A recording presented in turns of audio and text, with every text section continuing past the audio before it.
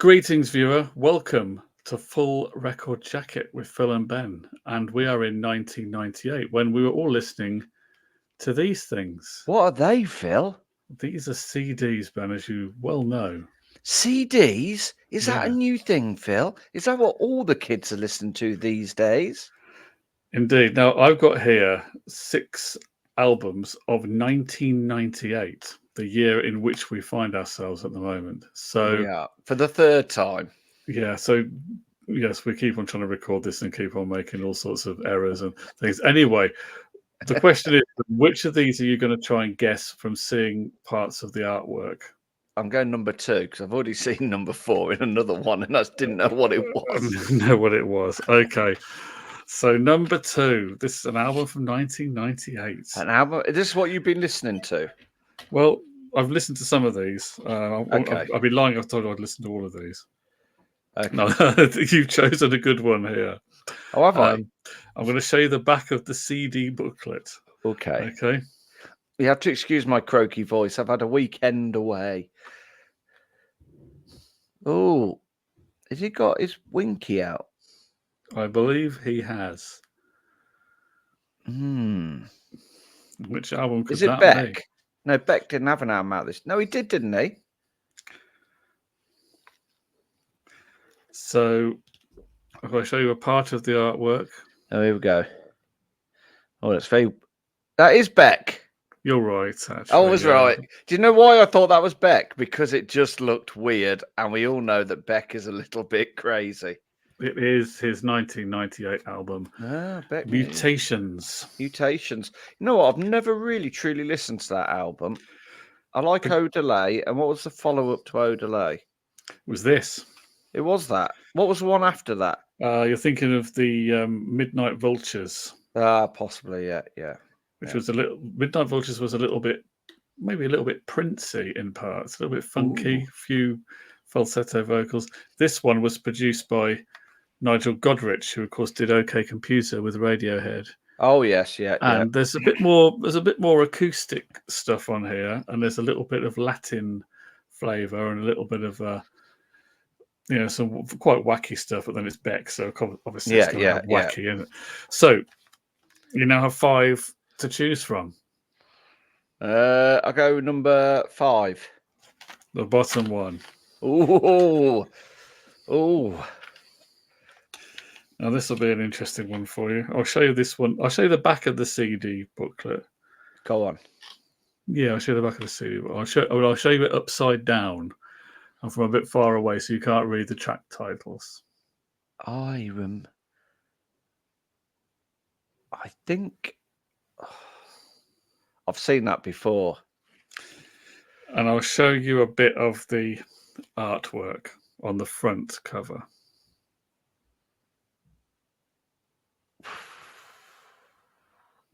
Ooh, that's a tricky one. It's not going to be tricky because I can almost guarantee that it's a big... Is it a big album from that year? It's an album that certainly had some success. I remember some of it being played on the radio. It certainly had very good reviews from journalists. See, with it, do you know what? The shading of the black could almost be The Queen is Dead by the Smiths, but obviously we are about 14 years out from there. Yeah. Any clues on the artist? Well, I'll tell you it's a band, okay? A band. And I'll show you one of the band here. Oh. Well, are they British? They're not British. Is it Wilco?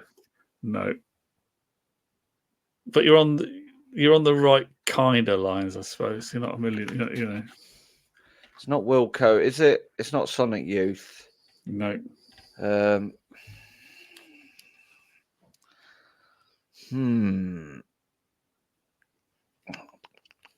they're American. Yeah, that's still...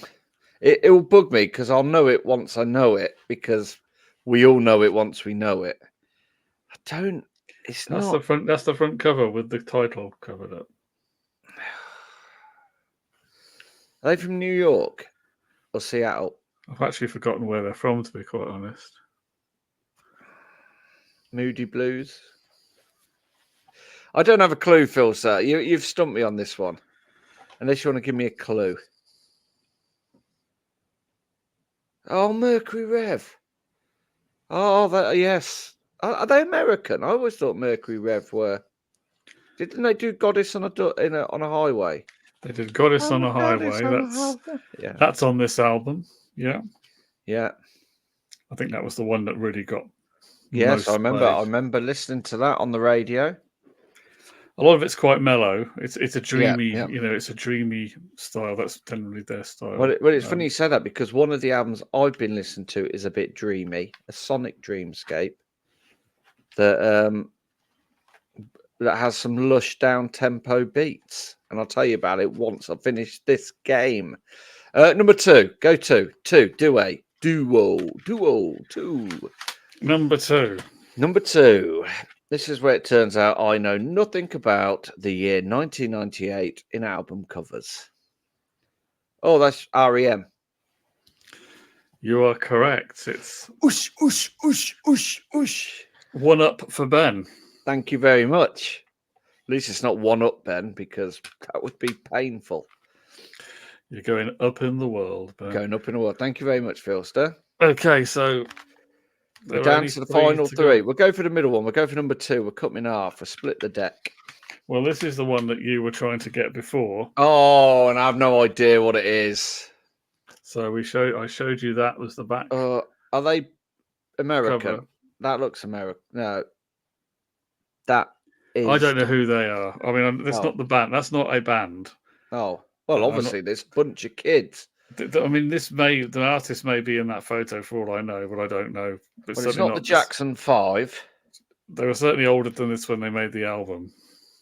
And there's 3 of them in the band. No, I didn't say anything about the type of the act. That may or may not. That may be a complete red herring. No.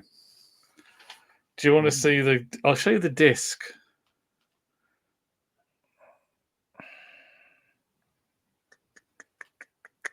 Not that really helps you in any way. No, it doesn't. No. I'm glad we're not doing this on radio. I'll show you part of the artwork. Oh.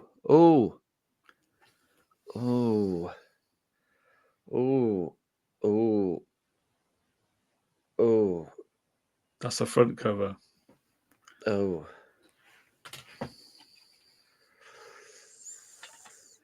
Have I mentioned them today?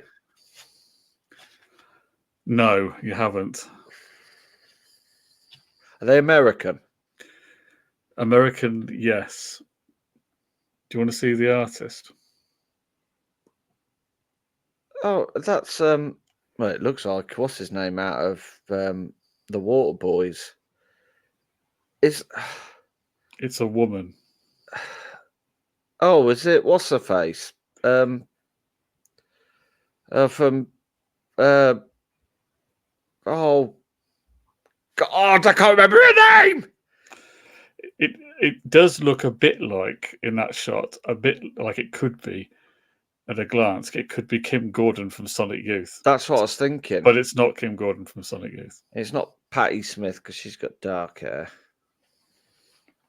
It does look like the lead singer of the Water Boys in that picture. I do apologise, whichever artist it turns out to be.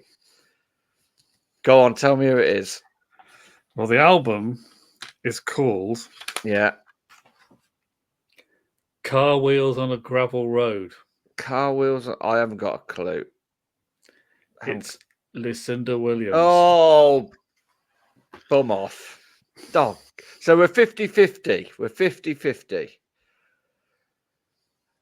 Bottom one.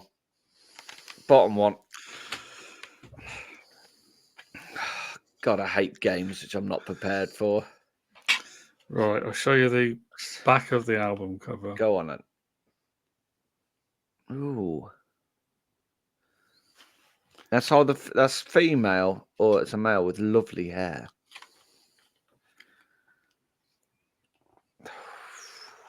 You know, some CDs you can't get the booklet out. Yeah, that's annoying. And you end up having to get your nail underneath it. Yeah, there we go. Yeah. Right. So I'll show you part of the artwork. Go on Ready then. for this? Oh, I recognise that album cover because I think when I first saw it, it made me. It's a little bit Monty Python. The fact it's like cut out pictures, Yeah. and I don't know who it is. I think American. I recognise her. She looks a little bit like Sarah Cox. She British. She's not British. So she's American. This Oh, is just pictures from the album. I'm not saying this is all of the act. This is just pictures from inside the CD booklet. It's not Saint Etienne. I hate you a little bit today, Phil. I don't know. It's going to bug me because it's going to be like Liz Fair or someone like that, isn't it? But you've It's already not. named this person. Well, you didn't. You talked about this person, and I said their name. Oh, have I? Yeah. When did I say it? A minute ago. Is it? What's her face from? Oh, what? Oh, we just mentioned her a minute ago, didn't we? On the Lucinda Williams one. Oh no! This is the worst game ever. Liz Farr. Is it Liz Farr? Liz Fair. Is that your final answer? It's not that, but yeah, I'll go with that because it's the only name I can remember. It's been a long weekend, Phil. It's Kim Gordon from Sonic Oh God, that was it! Oh, I hate you. Youth. Hate my life. There you go. It's 1,000. Yeah. I think that may be her daughter on the cover. I think that may be Kim and Thurston's daughter, but don't quote me on that. But there you go. Last but not least, I need this to draw level, though, don't I?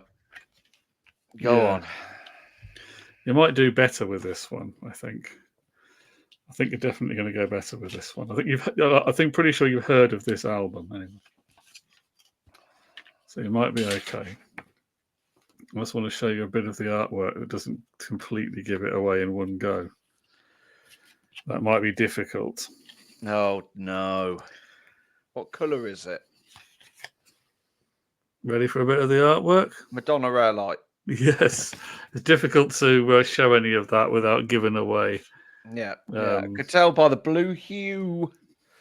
Blue hue. So, is that what you've been getting through your lug holes this week? A little bit of that. Some of it. I've also listened to. What was the other one from '98 that I listened to? The Beta Band, the 3 EPs. Yes. I haven't listened to that one yet. How did you find it? I quite liked it. I logged on to Spotify, and there it was. It was only a quick listen. I've only really listened to the first couple of the 3 EPs. Yeah, but it was fine. I didn't feel I wanted to turn it off. I wouldn't say I've got really into it because I've only really heard it through once while I was going for a walk. Yeah. So, but it was fine. Have you listened to New Radicals yet? I still haven't listened to the New Radicals. That's the one that I need to have on, isn't it? Maybe you've been brainwashed too. I haven't been brainwashed enough to just unquestioningly listen to it, though, have I? No, you haven't. No, keep on putting it off. But... I mean, it's only been the best part of we've known each other. We've known each other about 28 years, haven't we? Almost about 28 years. So I've been beating on about it to you for at least 25 of those years. And this is true. You even sent me a link for somebody on the X, because I have come off the X. Because someone who loved the album and said it was fantastic. Yeah. So don't just take my word for it. Take a complete stranger's word for it as well. So I'm definitely going to listen to it because we're doing 1998. Yes. Although I thought it was 99 for some reason. I don't know. Is that just because the hits were in 99? Well, the hit. Yeah, I think it got released 99, which was also the year I got made redundant. So so great album. Maybe on my list. Who knows? It will be on my list. I would have thought. But yeah. So do you know what I've been listening to? Could it be Moon Safari by Air by any chance? It's some down-tempo beats and ethereal synths from a French duo. Any guesses? You didn't hear what I just said, did you? I did. I just wanted you to repeat it Oh, for comedic purposes. Yes, it's definitely Air. It is definitely something Phil is missing. Air. If you're uncouth and can't pronounce words properly. If you can't pronounce it, if you keep dropping your H's. Which is, yeah. So, but I've got to say, some very delicate melodies, very soothing vocals. And I've said this before because this is take 3 of this show. And I'm going to use the word again because it's very rare I will crack a word out with more than 2 syllables. But it is a quintessential chill out album that doesn't demand your attention and is perfect for that time of night where you don't want to listen to Rage Against the Machine or Dreamscape. You can just put it on and it radiates a timeless, otherworldly elegance that still sounds fresh today. Do you think they would be offended by you saying that you don't really have to pay it much attention?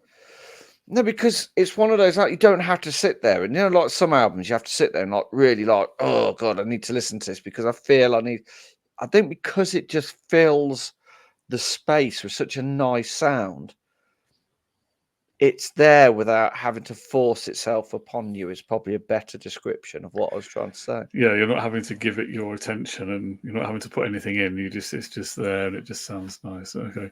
Yeah. I can sort of get that. It's kind of a little bit ambient in a way. Then ambient, yeah. It's very much because I think I don't know. With a beat. Yes, yeah. I don't know if I said it in this take or not, but it did remind me very much of 07 and that sort of chill out stuff from around that period because chill out music seemed to be on the up. It's kind of like the cousin to trip hop, wasn't it? Those sort of soothing. I used to love it with Q when you used to get a chill out album on the front of Q magazine. I used to like that. So, but yeah, it's very, very good album. I've never listened to it before, so it was a first timer for me. I don't think it's going to set my world on fire, but I thought it was. I'm glad I've listened to it, is what I'm going to say.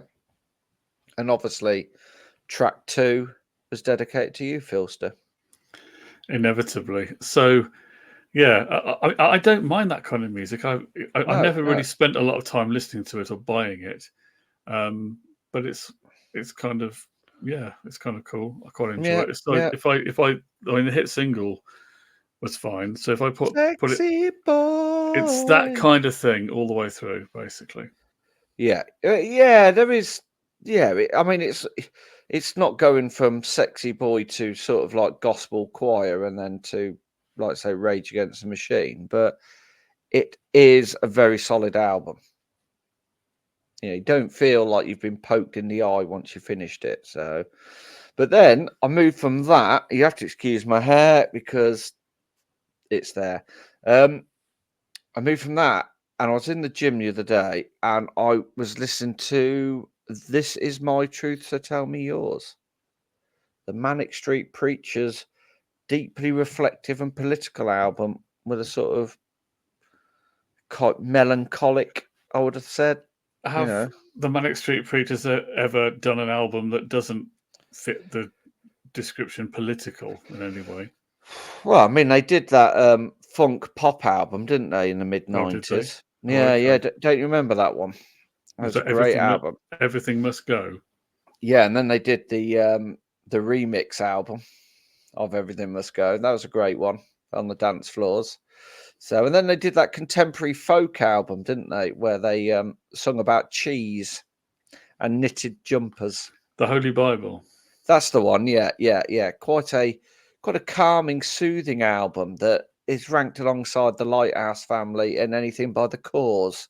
And did you like their Cajun music album? I did. That was brilliant, weren't it? When they went Gold Against the Soul. Yeah, that was it. Yeah. Oh, I do like it. I do like the fact they mix up the genres. And after all that, then they went a little bit political after all that. Yes, yeah, they did. And it is quite introspective compared to Everything Must Go.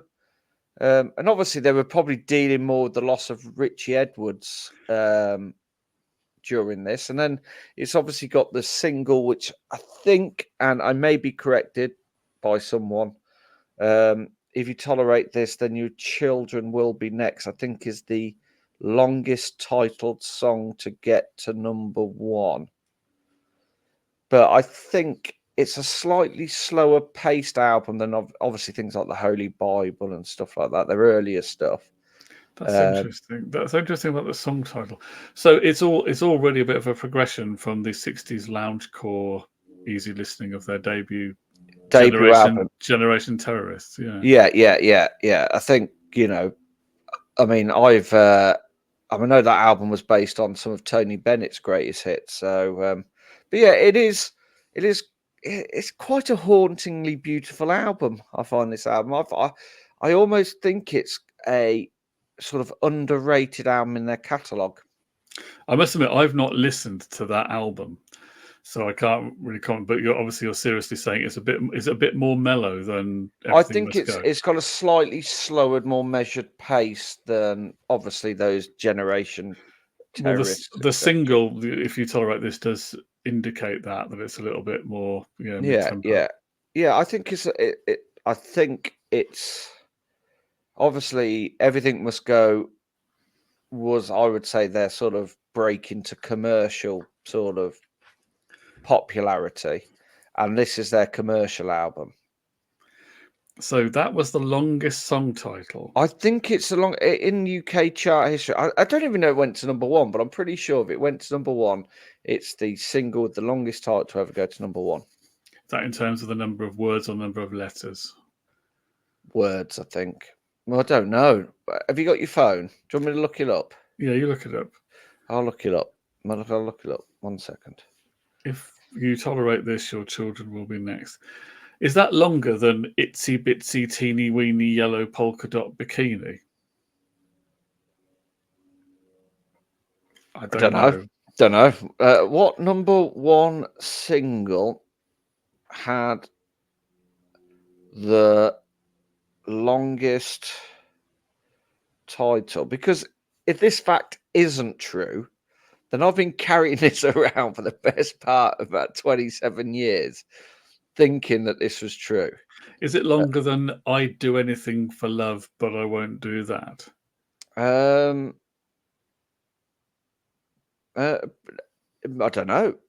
That's quite a long title as well, isn't it? I don't know whether that was number one. I have a feeling it might have been, but what the Meatloaf one, was that number one? It must have been either number one or number two. Yes, here we go. I found something on what's this called? Quora, is it? Sounds like a meat-free website. No, I don't know. Basically, I can't find anything, and that means that it must be correct. Longest song title to get to number one in the UK. Let's have a look. Have a look. Found anything? I've not found anything. I can't find anything where it's actually got the longest. All of these things come up. Every kind of statistic comes up apart from the actual longest title. One that we want. I think that is quite a long title. If you tolerate this, then your children will be next. It might be the longest. It might be the longest. Have a look at that, viewer. Let us know if we've got that wrong or whether Ben has got that wrong. I mean, I probably have got that wrong. And if I have got it wrong, that's 27 years worth of dreams just ruined. So next on my list, Philster, the third album. And I can't show you this album because it's in my hallway. I've got a big cupboard in my hallway. My CDs are in there. I don't have it on vinyl, so I can't put it out. But I'll describe it, and then you see if you can name the album. So it was, I would say it's this band's dive into the darker side of fame, lust, and maybe a bit of disillusionment. Is it Pulp? Yeah, It was, yeah. This yeah. is hardcore. This is hardcore. The complete abandonment of the vibrant Britpop of Different Class, I would say. And but it's a really, really good album. The Fear and Help, and is it Help the Aged? I was going to say, is it Help the Aged? I know it's Help the Aged because whenever my mum and dad get something wrong, that's the song I sing to them. But it is quite a disenchanted, melancholy sort of mood for that album. It is really sort of. I've often said about This Is Hardcore. It almost feels that after the big pompous brashness of Be Here Now, this is almost. This is almost the sort of the emptiness at the end of Britpop, if you know what I mean. That sort of, it's almost like Be Here Now. I mean, that's always the album that gets marked as the album that turned the Britpop tide. Don't think it is. But I just think this is Pulp being just quite vulnerable and not waggling their ass in front of Michael Jackson. I suppose you could say that Oasis album was the peak of the Britpop confidence and because swagger, and it was seen as it was basically the Sergeant Pepper of Britpop, wasn't it? In a way, not in terms necessarily of being as creative or different to Sergeant Pepper, but as being just the album that was being built up by the media and the fans, by the band. And I don't think the main band of the moment. Yeah, nothing else was ever gonna hit the hype that did. So anything that came out after it was always going to be, It probably was the most hyped out. I think in terms of British bands doing an album that was being anticipated. I can't think that there was one apart from Sergeant Pepper on that level. Maybe the debut album by the Sex Pistols, perhaps. But I don't even think that had the pure. I suppose it was different times, so it's difficult to know. Yes, yeah, exactly. In my lifetime, it was the most. It's the most hyped about and talked about album of its time at that time. And there hasn't been one since, has there? Nothing new. No. And I just think this album just encapsulates that sort of the hangover after the party the night before. It was the British version. I think the last American band to do that just before was when those Guns N' Roses albums came out on the same day in '91. There was a huge amount of hype for them and people queuing up to get it and everything. I don't think any of the other American bands really had something quite like that in the '90s. No. So yeah, there's not been very many albums that hyped, but that was kind of the peak, if you like, of the media excitement around Britpop. It could only really go down after that, couldn't it? Yeah. Be Here Now was the all-you-can-eat buffet. Pulp's Different Class was basically the vegan section at the end. It's not overblown.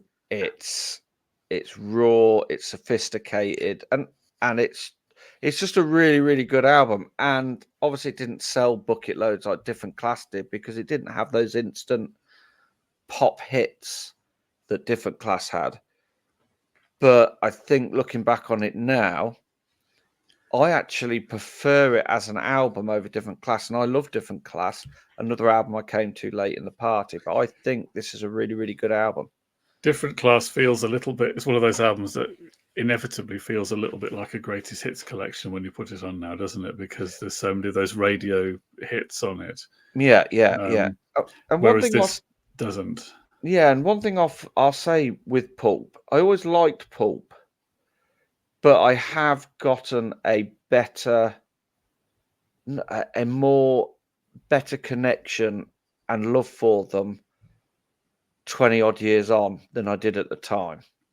They didn't connect with me like a Oasis or Matchbox 20, etc. Those sort, So yeah, I've come to the party late, Jarvis. I'm really sorry. Bought a few of your solo albums, so don't cry too much. I've been putting food on your table, son. And that's where I'm at with 1998, Philster. I'm all caught up, and I've used big words. Well, all I can say now is that I just need to keep listening to more 98 because I haven't got any more to talk about. Yeah. Well, we're giving ourselves an extra because we've obviously had a few issues this month.